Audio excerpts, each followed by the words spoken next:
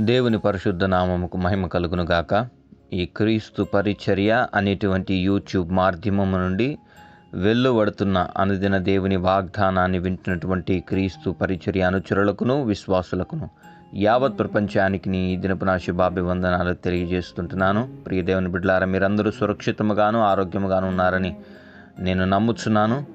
మీరు మాకు అందించినటువంటి ప్రార్థన విన్నపాల నిమిత్తమై మేము ప్రార్థిస్తున్నాం. దేవుడు ఖచ్చితంగా మీ ప్రార్థనలన్నిటికీ జవాబును అనుగ్రహించి మీ జీవితంలో మేలైన దానినే మీకు అనుగ్రహించి మిమ్మల్ని తృప్తిపరిచి బలపరిచి ఆశీర్వదించి దీవించి కాపాడునుగాక.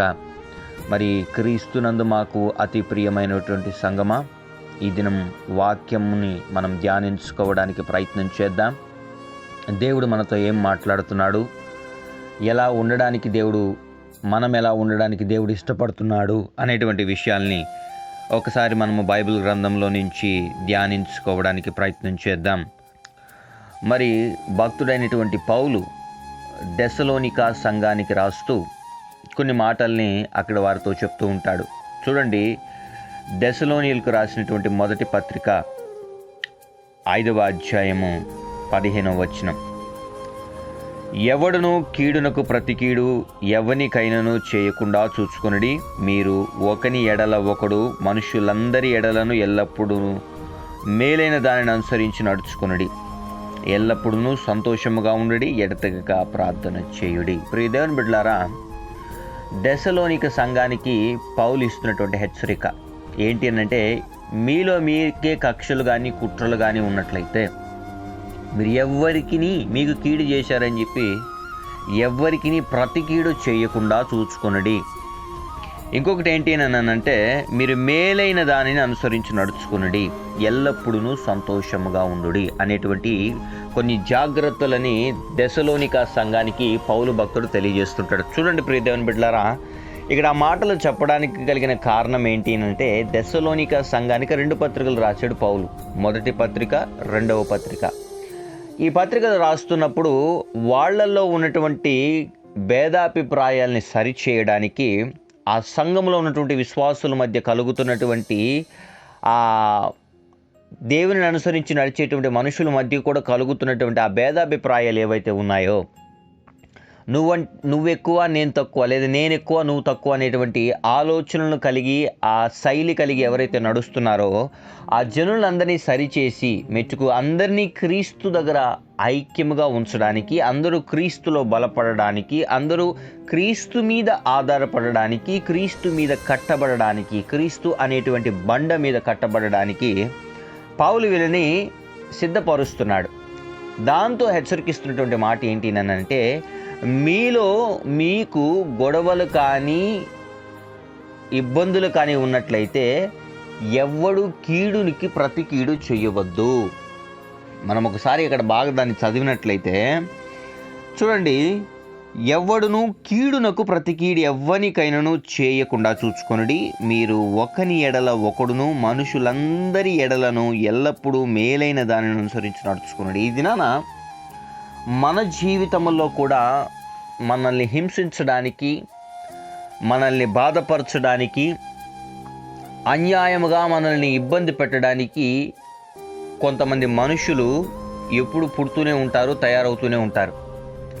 మన సొంత వారైనను సరే, మనల్ని అర్థం చేసుకొని నడుచుకుంటారు అనేటువంటి మనుషులు కూడా సరే, మన హృదయాన్ని గాయపరిచేటువంటి స్థితి ఒకరోజు వస్తుంది. బాగా గమనించిన ప్రియ దేవుని బిడ్డలారా, వాళ్ళు నిన్ను అన్నారని, వాళ్ళు నిన్ను నిందించారని, వాళ్ళు నిన్ను తక్కువ చేసి మాట్లాడారని, నీ స్థితిని చూచి ఎగతాళి చేశారని దేవుడు నిన్నెప్పుడు తక్కువ చేయడు. ఇక్కడ పౌలు దేవుని ప్రేమను కనబరుస్తున్నాడు దెసలోనికా సంఘంతో. యేసుక్రీస్తు ప్రభువారు కూడా భూమి మీద జన్మించిన తర్వాత ఆయన సేవా పరిచర్యను కొనసాగిస్తూ ముందుకు వెళుతున్నప్పుడు అన్యాయముగా పరిసయ్యులు శాస్త్రులు ఆయన్ని ఎక్కడ పట్టుకుందుమా, ఎలా చిక్కించుకుందుమా, ఆయన్ని ఎలా మరణానికి అప్పచెప్పుదుమా, ఎలా రాజుల చేతను ప్రధానుల చేతను ఆయన ద్వేషింపబడేటట్లుగా ఆయన పరువుని తీద్దుమా అని చెప్పి కనిపెట్టుకుని ఉండేటువంటి మనుషులని ప్రేమించాడు నీ దేవుడు నా దేవుడు. ఎవరికీ ప్రతికీడు చేయలేదు. యేసుక్రీస్తు ప్రభువారిని పట్టుకోవడానికి బంట్రోతులు వచ్చినప్పుడు ఇస్కరియోతు యూదా వాళ్ళకి ఇచ్చినటువంటి సైన్ ఏంటి అంటే, నేను ఎవరి దగ్గరికి వెళ్ళి ముద్దు పెట్టుకుందునో ఆయనే యేసుక్రీస్తు ప్రభువారు, ఆయననే మీరు పట్టుకోవాల్సినటువంటి వ్యక్తిని చెప్పినప్పుడు, ఆ సమయం రానే వచ్చినప్పుడు యేసుక్రీస్తు ప్రభువారు దాన్ని గ్రహించి, ఇదిగో మనుష్య కుమారుడు ప్రధానుల చేతుకును, అధిపతుల చేతుకును, పరిసయ్యుల చేతుకును అప్పజెప్పబోతున్నాడు, ఆయన వారిని సిలువ వేయబోతున్నారని చెప్పిన తరువాత, ఇలా బంట్రోతులు వచ్చి పట్టుకుంటున్నప్పుడు పేతురు కోపం ఆపుకోలేక కత్తి తీసి చెవిని తెగనరిగినప్పుడు, ఆ బంట్రోతు చెవిని యేసుక్రీస్తు ప్రభువారు పేతురుని గద్దించి ఆ బంట్రోతుని స్వస్థపరిచాడు. యేసుక్రీస్తు ప్రభువారి మీదకి దండెత్తి వచ్చినటువంటి జనాల్ని కూడా స్వస్థపరిచినటువంటి దేవుడు, యేసుక్రీస్తు ప్రభు వారి మీదకి రాళ్ళు రువ్విన వారిని కూడా ఆయన ఆశీర్వదించి పంపించినటువంటి దేవుడు. ఇలా క్రీస్తు మనసుని దెస్సలోనిక సంఘానికి పరిచయం చేస్తున్నాడు పౌలు. క్రీస్తు ఎలాగైతే ఓర్పు కలిగి ఉన్నాడో, క్రీస్తు ఎలాగైతే శ్రమపడుతూ కూడా ఆశీర్వదించాడో, క్రీస్తు ఎలా అయితే నిందలు అనుభవిస్తూ అవమానాలు అనుభవిస్తూ చెయ్యని తప్పుకి మనుషుల ద్వారా ద్వేషింపబడుతూ ఈ లోకంలో కొనసాగిపోయాడో, దేవుణ్ణి అంగీకరించి క్రీస్తు నామం పేరట, పరిశుద్ధాత్మ నామం పేరట, తండ్రి నామం పేరట, తండ్రి కుమార పరిశుద్ధాత్మ నామం పేరట తీసుకున్నటువంటి బాప్తిస్మము నిమిత్తమై, కానీ నీవు నమ్ముతున్నటువంటి దేవుడు ఉన్నాడు అనేటువంటి ఉనికిలో నీవు ముందుకు వెళుతుంటున్నప్పుడు నీ మీద కూడా అన్యాయముగా రాళ్ళు రువ్వుతారు, లేనిపోని మాటలని నీ మీద ప్రచారం చేస్తారు, భయంకరమైనటువంటి హింసలకు నిన్ను గురి చేస్తారు. కానీ గుర్తుపెట్టుకో, నీ దేవుని మనసు ఏదైతే ఉందో అది నువ్వు కలిగి ఉండాలి. నీకు కీడు చేశారని నువ్వెవ్వరికి కీడు చేయొద్దు, నిన్ను ద్వేషించారని నువ్వెవ్వరిని ద్వేషించాల్సిన అవసరం లేదు. పగ తీర్చుట నీ దేవుని పని. నిన్నెవరు నిందించారో, నీ వైపు ఎవరు వేలెత్తి చూపించారో, నిన్నెవరైతే హింసించడానికి, నిన్నెవరైతే రోడ్లోకి లాగడానికి ప్రయత్నం చేశారో వాళ్ళంతూ దేవుడు తెలుస్తాడు. నువ్వు పని కట్టుకొని వాళ్ళని నాశనం చేయడానికి, నిన్ను నాశనం చేశారని చెప్పి వాళ్ళని నాశనం చేయడానికి నీ ముందు అడుగు వేసినట్లయితే లోకంలో ఉన్నవానికి దేవునితో ఉన్నవానికి తేడా ఏముంటుంది చెప్పండి? అప్పుడు క్షుణ్ణముగా ఈ వాక్యంతో దేవుడు మాట్లాడుతున్నాడు. ఆ మాటలు చెప్పిన తర్వాత అందరి ఎదుట మనుషులందరి ఎదుటను మేలైన దానిని చేపట్టుడి, తరువాత ఎల్లప్పుడూ ఆనందించుడి, ఎడతెగక ప్రార్థన చేయుడి. కష్టమందును, బాధ ఎందును, ఇరుకు ఎందును, ఇబ్బందుల ఎందును, కొట్లాటల ఎందును, ఏ రకమైనటువంటి స్థితి నీ జీవితంలోకి ప్రవేశించినా సరే ఎల్లప్పుడూ ఆనందంగా ఉండండి చెప్తున్నాడు పౌలు. అట్టెట్లుంటాం పాస్టర్ గారు, మీరు మాట్లాడుతున్న మాట మీకైనా అర్థమవుతుందా?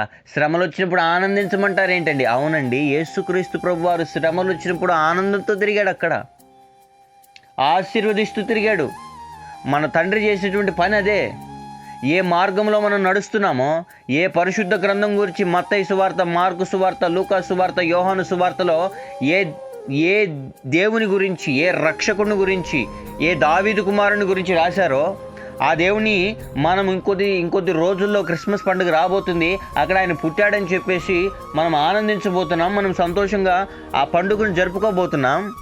మరి ఆ దేవుడు పుట్టాడన్నటువంటి ఆలోచన నీకుంది, ఆ దేవుడు సేవ చేశాడన్నటువంటి ఆలోచన నీకుంది, ఆయన నీ కోసం మరణించాడు, తిరిగి లేచాడన్నటువంటి ఆలోచన, జ్ఞానము నీకుంది.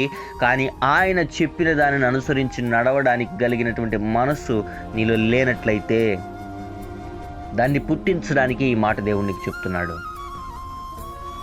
ఎవరికో కీడు తలపెట్టాలని నువ్వు అడుగులు వేయొద్దు ప్రియ సహోదరి సహోదరుడా. నిన్నెవరో నిందించారని చెప్పి వాళ్ళను కూడా నువ్వు నిందించడానికి ప్రయత్నం చేయొద్దు. నిన్నెవరో గాయపరిచారని చెప్పి వాళ్ళను కూడా నువ్వు గాయపరచడానికి ప్రయత్నం చేయొద్దు. దేవుడు చూసుకుంటాడు.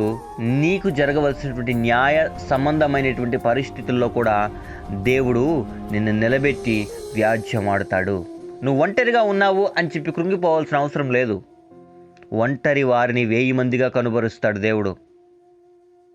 ఒక్కడే ఎలీషా, ఒక్కడే ఏలియా వాళ్ళు అద్భుత కార్యాలు చేయగలిగారు దేవుడి కోసం. మోషే ఒక్కడే.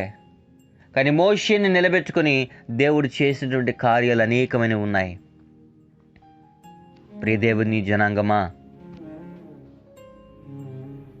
పౌలు అంటున్నటువంటి మాట, ఎల్లప్పుడూ ప్రార్థన చేయడి. ప్రార్థనకు ఉన్నటువంటి గొప్ప ఆ మిరాకిల్ చేసేటువంటి ఒక కార్యం ఏంటో తెలుసా?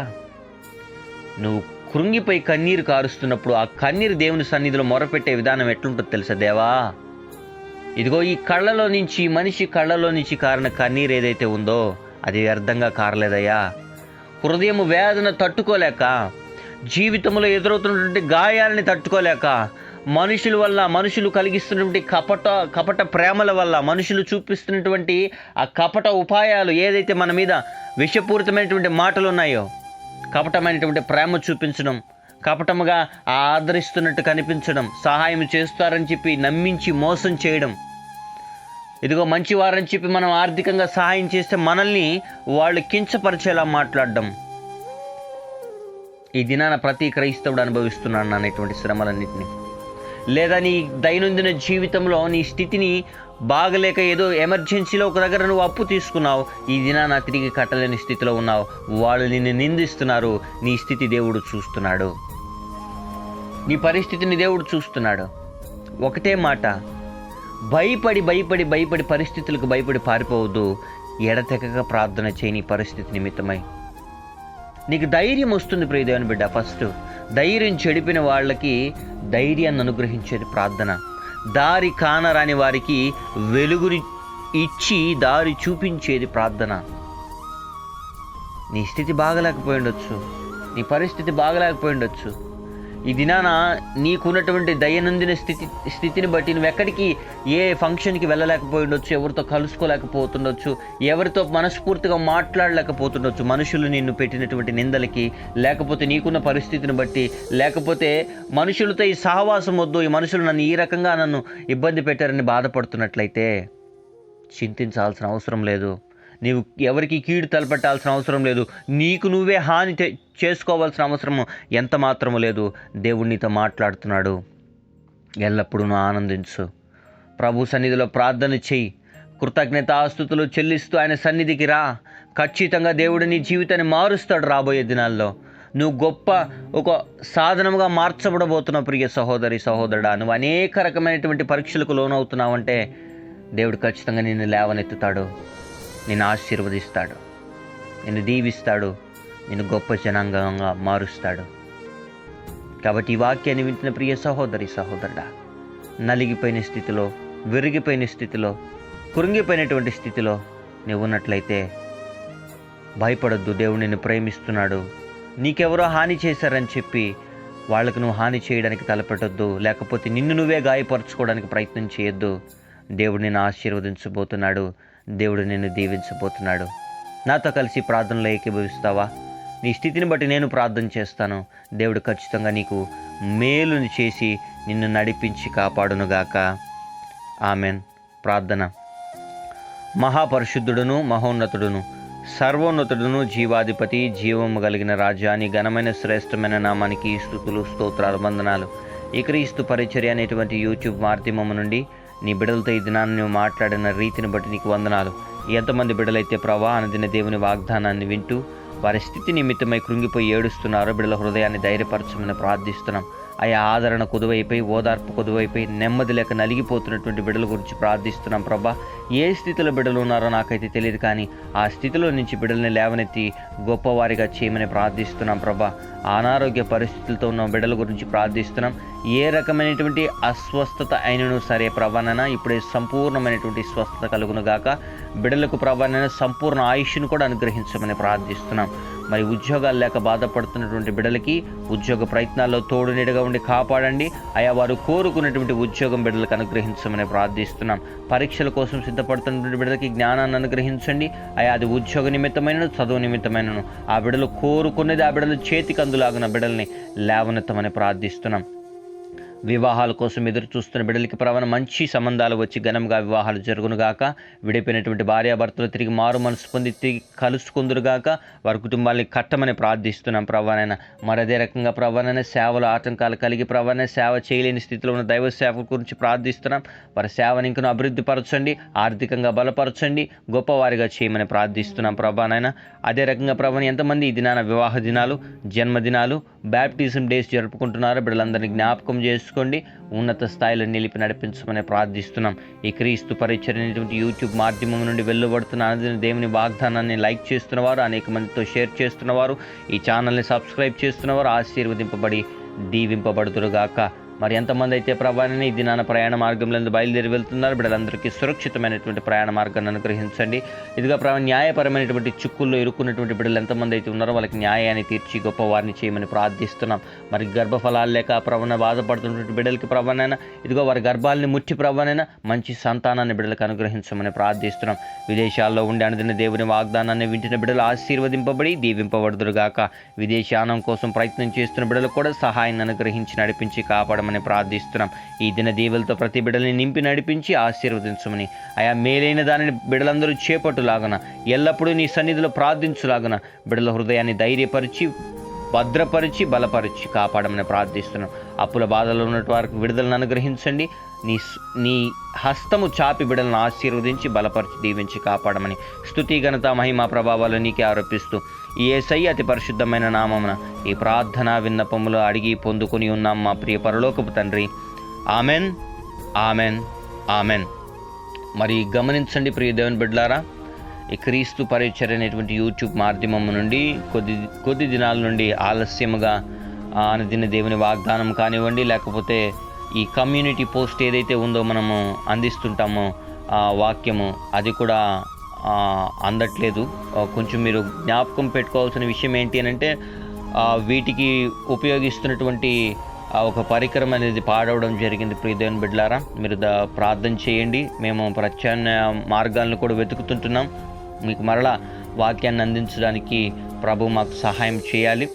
పరిస్థితులు ఏవైనా సరే మేము మీ ముందుకు రావడానికి ప్రయత్నం చేస్తున్నాం. మీరు కూడా మీ అనుదిన ప్రార్థనలో మా కోసం జ్ఞాపకం చేసుకొని మమ్మల్ని గురించి, మా కుటుంబాన్ని గురించి, మా సేవను గురించి మీ అనుదిన ప్రార్థనలో ఎత్తిపట్టి ప్రార్థన చేయాలని కోరుకుంటూ కృప మనందరికీ తోడై ఉండునుగాక.